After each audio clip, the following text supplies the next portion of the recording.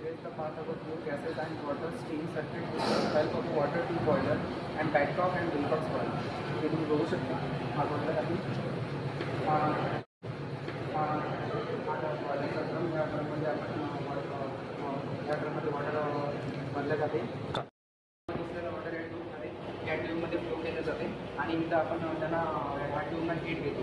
ही heat दिलेली heat tube गरम होतात आणि ह्यामध्ये असलेला वॉटर स्टीम या सुपर हिटरमध्ये पाठवलं जाते. ह्या सुपर हिटरमध्ये आपल्या स्टीममध्ये असलेलं काही मॉइश्चर ते काढून ते आपल्या टर्बाईनला पाठवतात. हे आहे आपलं सेफ्टी वॉल. या सेफ्टी वॉल म्हणजे आपण बघू शकतो की आपलं जसं घरचं कुकर वगैरे असेल त्याच्यामध्ये ते जास्त प्रेशर झालं तर ते प्रेशर याच्याद्वारे बाहेर येईल. सो आहे स्टीम स्टॉप वॉल.